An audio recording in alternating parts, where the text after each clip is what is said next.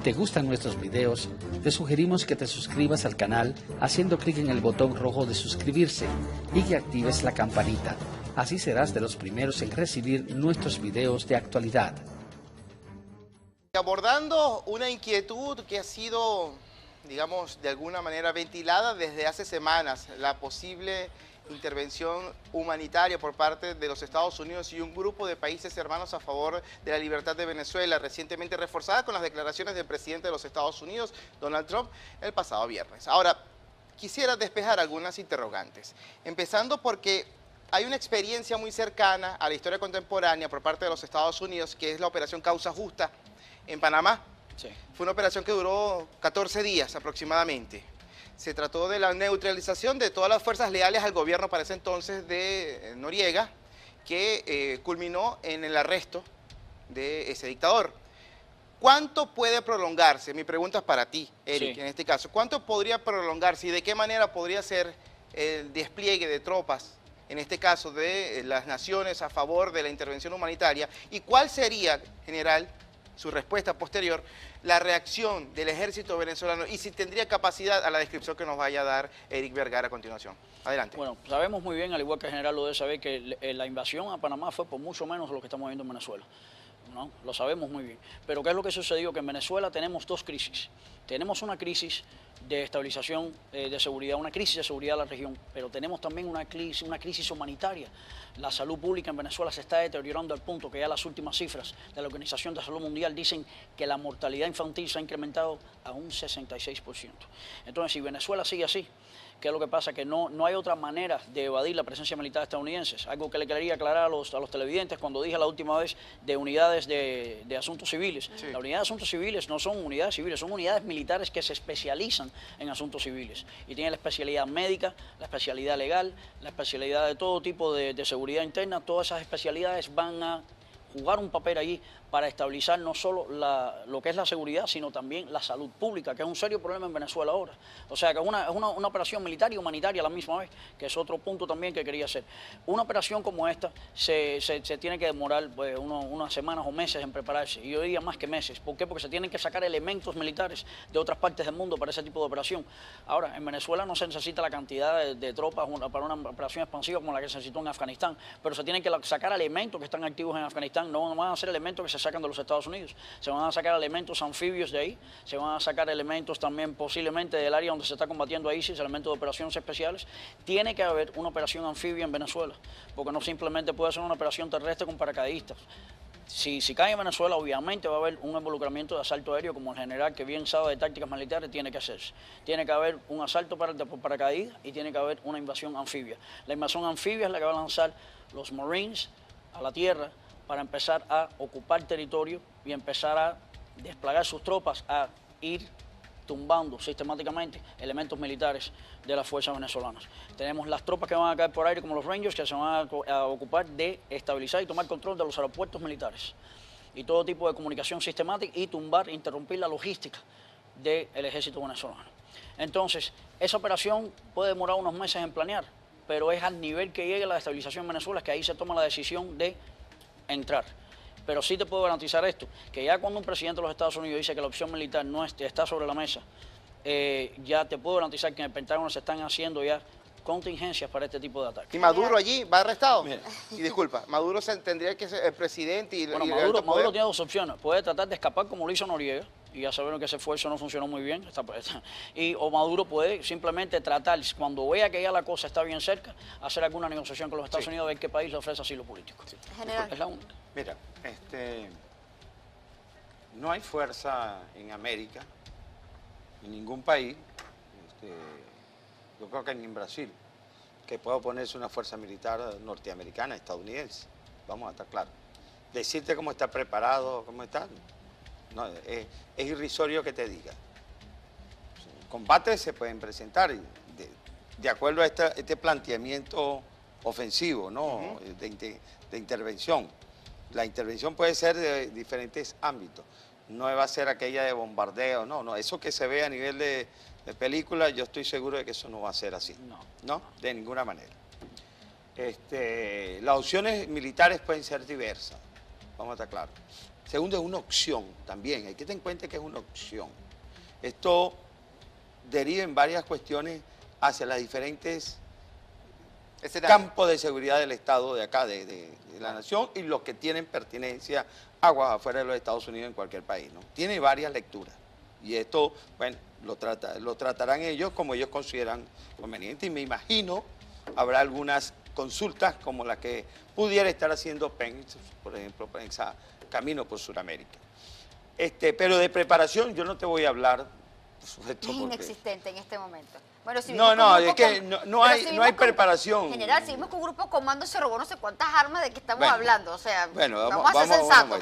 Se voló un helicóptero, un piloto. Hombre con 3 más del 6 CP se agarró un helicóptero. General, y se robó estos y lanzó 2 teatros de granadas. operaciones que se practican,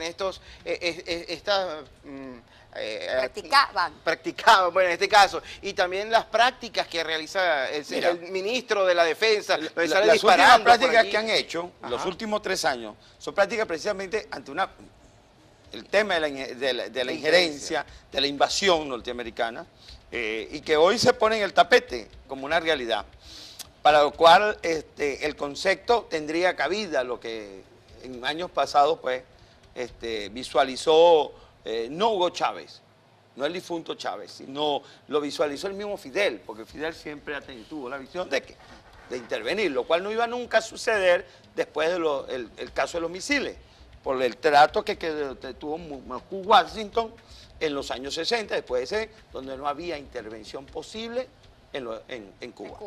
Bueno, en este momento, pues precisamente bajo esa visión y ese pensamiento estratégico, geopolítico de Fidel, se sitúa en Venezuela militarmente.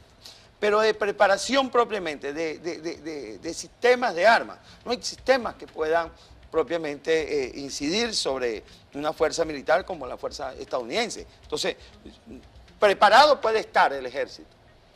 Para que tenga el armamento, la capacidad, bla, bla. Ahora, lo grave para el país es que se van a tratar de emplear civiles, población, para una supuesta injerencia y para combatir, entregarle fusiles, bueno, ya lo hemos entregarle los antiaéreos, los lanzamisiles, los rusos, los Hydra. Sí. Entregarle eso, que lo vimos en varias prácticas. Pues. Por eso, pero... Entonces, son un sistema de armas bastante complejo, muy efectivo, cierto, pero logísticamente es difícil de poder imponerse sobre un sistema de armas como los norteamericanos. Ahora, entonces no hay preparación. Preparación puede haber. Pero no Jamás, hay capacidad de respuesta. Jamás no va a haber posibilidad de... Eric, el precio de pagar ante una posible intervención. Porque tú ponías el caso, o Pernalé te ponía el punto de Panamá, sí. Y Panamá quizás obviamente al salir y deslastrarse del tema de Noriega fue un respiro, pero lo posterior no lo fue. En algún momento se sintieron quizás hasta humillados por tener que pedir permisos para poder transitar por sus vías, porque el tema de la intervención norteamericana fue amplia, o sea, el tiempo fue bastante amplio, y después hubo una gran emoción cuando se fueron, es decir, el precio que tuvieran que pagar los venezolanos ante una salida abrupta de este narcorrégimen que quizás los tiene locos, pero hay otras situaciones también que hay que sopesar. Tú hablabas del tema de la intervención, cuántos días, las posibilidades a nivel humanitaria, pero el precio que debe pagar la población a la hora de un tipo de intervención como esta, Eric. Mira, aquí hay una pregunta de qué tipo, qué iba a esperar los Estados Unidos a cambio, si es a lo que te refieres. No estamos en los años 70. ¿Qué quiero decir con eso? Que ya estamos, por ejemplo, vamos a referirnos ahora específicamente a los mercados de petróleo, y muchas personas han divulgado de que los Estados Unidos están ahí por intereses petroleros y aprovecharse de las reservas de petróleo venezolanas. Ya a los Estados Unidos no le da resultado ir a una guerra por petróleo venezolano. En los años 70 sí, por la crisis que teníamos en los mercados, ya no nos da negocio introducirnos a una guerra por petróleo. ¿Por qué? Porque el petróleo venezolano, aunque Dios ha bendecido a su país, es un petróleo que tiene muy altos niveles de azufre. Y los Estados Unidos ya, con lo barato que le compra el petróleo a los países del Golfo, que es un petróleo crudo, limpio y bien refinado, a los Estados Unidos ya le cuesta más comprar el petróleo venezolano para entonces gastar más después en refinarlo. Entonces, esa es la primera. Hasta los mismos países del Golfo ya se están moviendo hacia métodos energéticos alternativos, porque la tecnología de energía alternativa va a tan rápido paso, que hasta los países del Golfo como Arabia Saudí ya han anunciado que se está moviendo hacia ese tipo de energía con planes eventuales de dejar el petróleo. porque eso es lo que viene. Entonces, ya no estamos en los años 70. ¿Qué es lo más que puede pagar Venezuela en pueblo, entregarle a ¿verdad? los Estados Unidos? Quizás a lo máximo yo asesoraría que una presencia militar estadounidense como la que tenemos, por ejemplo, en Guayaquil, Ecuador. Una base aérea estadounidense para proveer estabilización a la región y como un deterrente, no solo al narcotráfico que tiene en la frontera al lado, sino también como una deterencia estratégica y táctica en la región. Es lo más que pudiese suceder en Venezuela, en mi opinión profesional, de que los Estados Unidos quizás le proponga a Venezuela, ¿usted les convendría? En nuestra opinión es buena idea tener una base aérea estadounidense aquí, ¿no? Porque mire, yo he hablado con muchos expertos a nivel militar y a nivel de inteligencia y todo, y a nivel geopolítico, que me han dicho que quizás Venezuela está mejor sin un ejército. Hay mucha gente que han dicho eso. General, ¿qué responde ante eso? Bueno, permítame articular porque Ajá, se es rebotó general en y yo eso, mayor y pues, entonces porque general. lo respetamos a ver. mutuamente, ¿no? Pero las personas han dicho que Venezuela quizás está en una situación como la de Costa Rica sin un ejército, porque cuando hemos visto el ejército sistemáticamente Jamás. fallar, no estoy diciendo que lo jamás. deben hacer, Pero es no que- estoy diciendo que lo deben hacer, déjenme aclarar, esa no es mi recomendación. Estoy diciendo que muchos Sí, claro. muchos púnditos me lo han dicho que quizás Venezuela, viendo como el ejército le ha fallado constitucionalmente en su deber constitucional de proteger la patria, que Venezuela quizás está mejor como Costa Rica, sin ejército. Pero yo no estoy de acuerdo con eso, ni es algo que creo que se debe implementar. Ahora, puede tener su ejército, pero yo personalmente creo que Venezuela se beneficiaría de una instalación militar estadounidense ahí. Otro Guantánamo. General. No, un Guantánamo o un Guayaquil. No estoy de acuerdo con ninguna base militar norteamericana en Venezuela. No hay. Hay mucha cercanía de Estados Unidos para la región, mucha cercanía, está ahí mismo, en las narices, y no amerita, para empezar, no amerita. La lucha con el narcotráfico de manera conjunta, articulada por las agencias que le corresponde, en particular. De ejército para Venezuela tiene que existir. Venezuela geopolíticamente, por sus recursos, por las fronteras que tiene que tener una fuerza armada definitiva. Ahora, que tiene hay que que transformarse, limpiarla, que hay de depurarla, que hay que cambiarla. hay que hacerlo. Ese es otro punto. Ese es Ya otro para punto. cerrar, sus conclusiones, general, ante esta Mira, situación.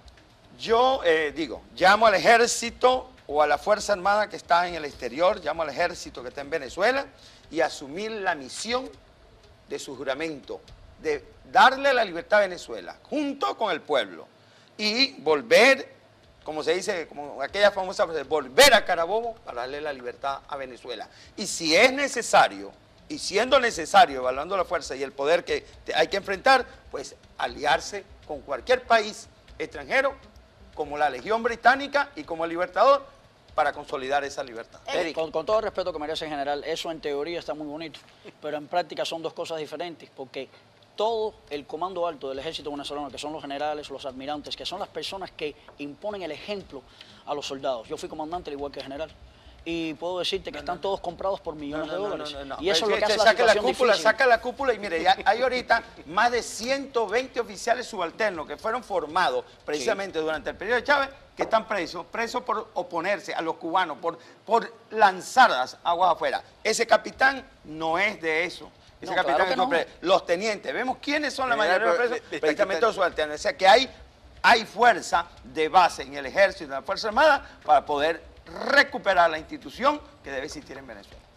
¿Y el liderazgo de dónde va a venir? Es mi No, pregunta. el liderazgo Rapidísimo. cualquiera. Ahí se pueden hacer una racia que un teniente coronel o un mayor puede ocupar la Fuerza Armada. Bueno, ya es un tema interno. Dios quiera que sea así. Ya es un tema Ya interno. es una Gracias, segunda Eric. parte del programa. Sí, el día ya de hoy. eso sería un post. Pero estamos hablando de una posibilidad. Podemos seguir en los Pacíficos y transmitimos a través de Periscope. Gracias a ambos por acompañarnos. Son visiones diferentes, sin embargo, en algunos momentos pues tienen una misma visión y es que rescatar al país, específicamente devolverle la democracia.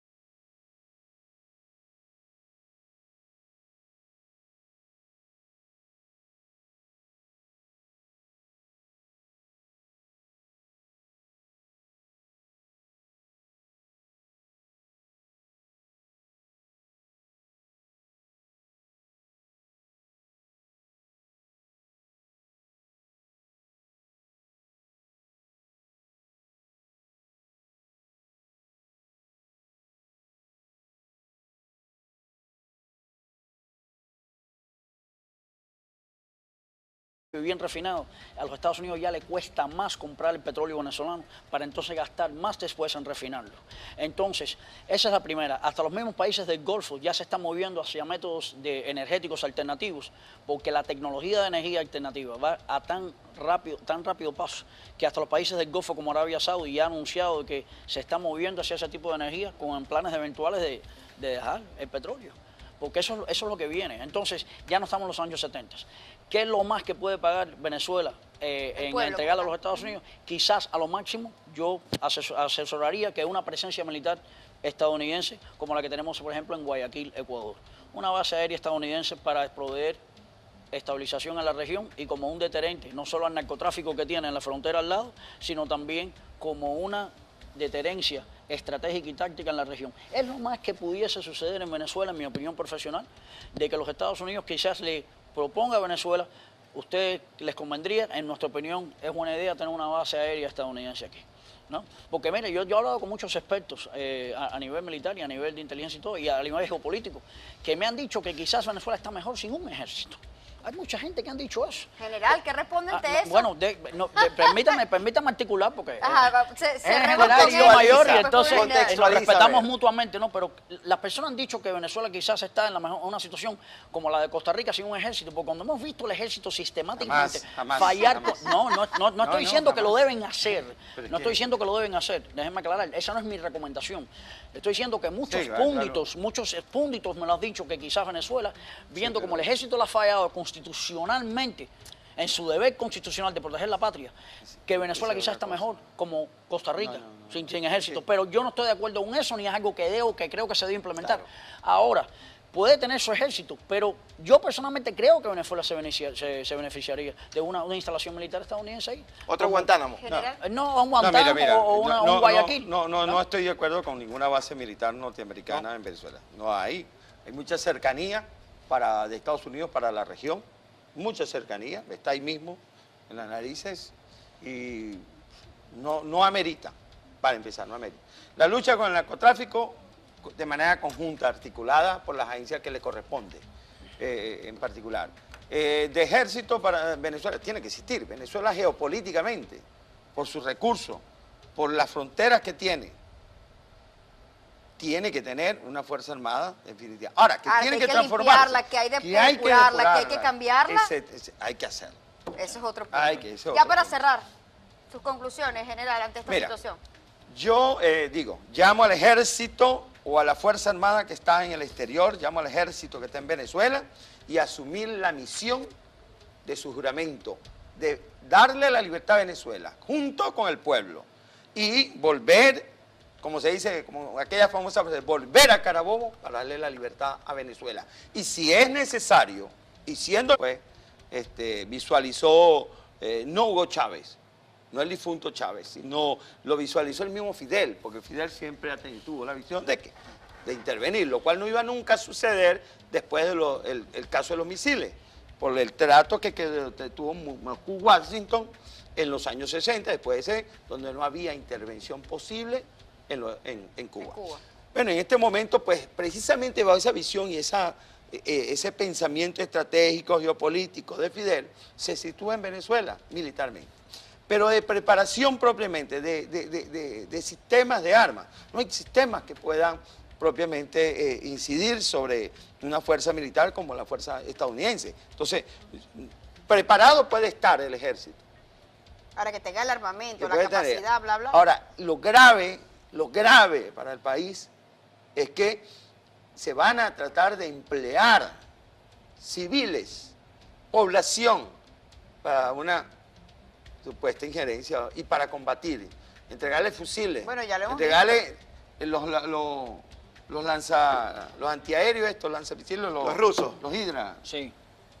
Entregarle eso, que lo vimos en varias prácticas. Pues. Por eso, pero... Entonces, son un sistema de armas bastante complejo, muy efectivo, cierto, pero logísticamente es difícil de poder imponerse sobre un sistema de armas como los norteamericanos. Ahora, entonces no hay, no hay preparación. Preparación puede haber. Pero no Jamás, hay capacidad de respuesta. Jamás no va a haber posibilidad de... Eric, el precio de pagar ante una posible intervención. Porque tú ponías el caso, o Pernalete ponía el punto de Panamá, sí. Y Panamá quizás obviamente al salir y deslastrarse del tema de Noriega fue un respiro, pero lo posterior no lo fue.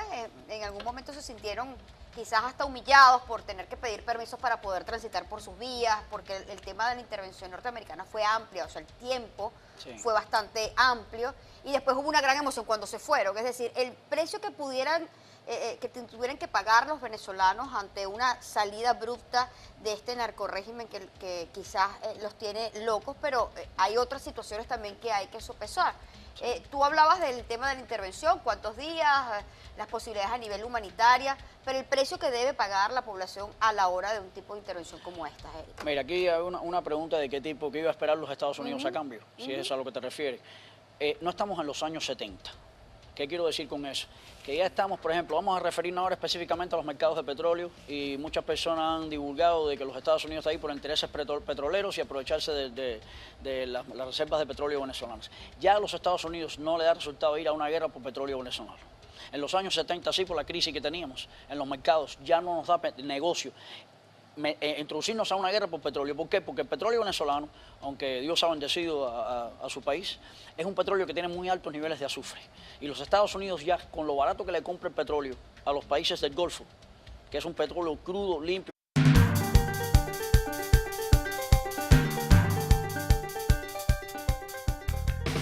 Si te gustan nuestros videos, te sugerimos que te suscribas al canal haciendo clic en el botón rojo de suscribirse y que actives la campanita. Así serás de los primeros en recibir nuestros videos de actualidad. Abordando una inquietud que ha sido, digamos, de alguna manera ventilada desde hace semanas, la posible intervención humanitaria por parte de los Estados Unidos y un grupo de países hermanos a favor de la libertad de Venezuela, recientemente reforzada con las declaraciones del presidente de los Estados Unidos, Donald Trump, el pasado viernes. Ahora, quisiera despejar algunas interrogantes, empezando porque hay una experiencia muy cercana a la historia contemporánea por parte de los Estados Unidos, que es la Operación Causa Justa en Panamá. Sí. Fue una operación que duró 14 días aproximadamente. Se trató de la neutralización de todas las fuerzas leales al gobierno para ese entonces de Noriega, que culminó en el arresto de ese dictador. ¿Cuánto puede prolongarse? Mi pregunta es para ti, Eric, en este caso. ¿Cuánto podría prolongarse y de qué manera podría ser el despliegue de tropas, en este caso de las naciones a favor de la intervención humanitaria? ¿Y cuál sería, general, su respuesta posterior, la reacción del ejército venezolano, y si tendría capacidad a la descripción que nos vaya a dar Eric Vergara a continuación? Adelante. Bueno, sabemos muy bien, al igual que el general lo debe saber, que la invasión a Panamá fue por mucho menos de lo que estamos viendo en Venezuela, ¿no? Lo sabemos muy bien. Pero ¿qué es lo que sucedió? Que en Venezuela tenemos dos crisis. Tenemos una crisis de estabilización de seguridad, una crisis de seguridad de la región, pero tenemos también una crisis humanitaria. La salud pública en Venezuela se está deteriorando al punto que ya las últimas cifras de la Organización de Salud Mundial dicen que la mortalidad infantil se ha incrementado a un 66%. Entonces, si Venezuela sigue así, ¿qué es lo que pasa? Que no hay otra manera de evadir la presencia militar estadounidense. Algo que le quería aclarar a los televidentes cuando dije la última vez de unidades de asuntos civiles. Sí. La unidad de asuntos civiles no son unidades civiles, son unidades militares que se especializan en asuntos civiles. Y tienen la especialidad médica, la especialidad legal, la especialidad de todo tipo de seguridad interna. Todas esas especialidades van a jugar un papel allí para estabilizar no solo lo que es la seguridad, sino también la salud pública, que es un serio problema en Venezuela ahora. O sea, que es una operación militar y humanitaria a la misma vez, que es otro punto también que quería hacer. Una operación como esta se tiene que demorar unas semanas o meses en prepararse, y yo diría más que meses. ¿Por qué? Porque se tienen que sacar elementos militares de otras partes del mundo para ese tipo de operación. Ahora, en Venezuela no se necesita la cantidad de tropas para una operación expansiva como la que se necesitó en Afganistán, pero se tienen que sacar elementos que están activos en Afganistán. No van a ser elementos que se sacan de los Estados Unidos, se van a sacar elementos anfibios de ahí, se van a sacar elementos también posiblemente del área donde se está combatiendo a ISIS, elementos de operaciones especiales. Tiene que haber una operación anfibia en Venezuela, porque no simplemente puede ser una operación terrestre con paracaidistas. Si cae en Venezuela, obviamente va a haber un involucramiento de asalto aéreo, como el general que bien sabe de tácticas militares tiene que hacerse. Tiene que haber un asalto por paracaídas y tiene que haber una invasión. Es necesario, evaluando la fuerza y el poder que hay que enfrentar, pues aliarse con cualquier país extranjero, como la Legión Británica y como el Libertador, para consolidar esa libertad. Con todo el respeto que merece el general, eso en teoría está muy bonito, pero en práctica son dos cosas diferentes, porque todo el comando alto del ejército venezolano, que son los generales, los almirantes, que son las personas que imponen el ejemplo a los soldados. Yo fui comandante al igual que general.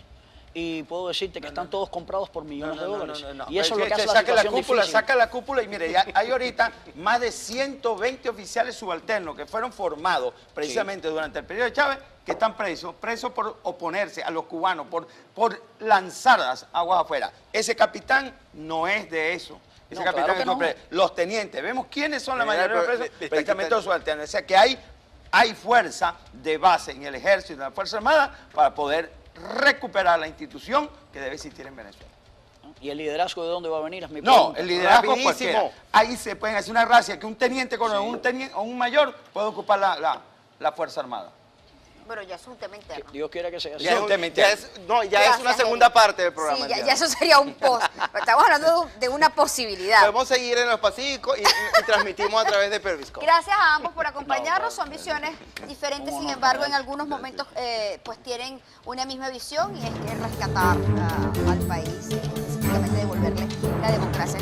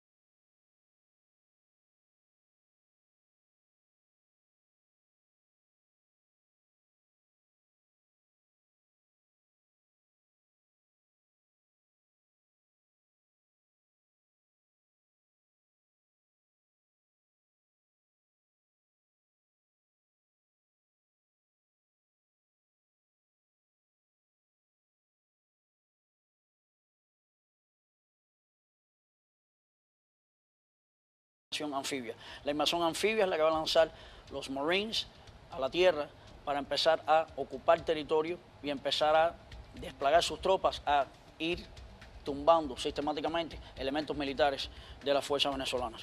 Tenemos las tropas que van a caer por aire, como los Rangers, que se van a ocupar de estabilizar y tomar control de los aeropuertos militares y todo tipo de comunicación sistemática, y tumbar, interrumpir la logística del ejército venezolano. Entonces, esa operación puede demorar unos meses en planear, pero es al nivel que llegue la estabilización en Venezuela que ahí se toma la decisión de entrar. Pero sí te puedo garantizar esto, que ya cuando un presidente de los Estados Unidos dice que la opción militar no está sobre la mesa, ya te puedo garantizar que en el Pentágono se están haciendo ya contingencias para este tipo de ataques. ¿Y Maduro allí va arrestado? Y disculpa, Maduro tendría que ser el presidente y... Bueno, Maduro tiene dos opciones. Puede tratar de escapar como lo hizo Noriega, y ya sabieron que ese esfuerzo no funcionó muy bien. O Maduro puede simplemente tratar, cuando vea que ya la cosa está bien cerca, hacer alguna negociación con los Estados Unidos, a ver qué país le ofrece asilo político. General. Es la única. Mira, no hay fuerza en América, en ningún país, yo creo que ni en Brasil, que pueda oponerse una fuerza militar norteamericana, estadounidense. Vamos a estar claros. Decirte cómo está preparado, cómo está, no, es irrisorio que te diga. Combates se pueden presentar de acuerdo a este planteamiento ofensivo, ¿no? De intervención. La intervención puede ser de diferentes ámbitos.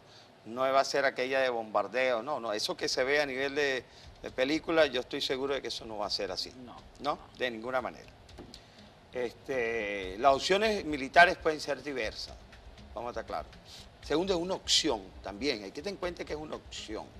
Esto deriva en varias cuestiones hacia las diferentes campos de seguridad del Estado de acá, de la nación, y los que tienen pertinencia aguas afuera de los Estados Unidos en cualquier país, ¿no? Tiene varias lecturas y esto, bueno, lo tratarán ellos como ellos consideran conveniente, y me imagino habrá algunas consultas como la que pudiera estar haciendo Pence, por ejemplo, Pence a camino por Sudamérica.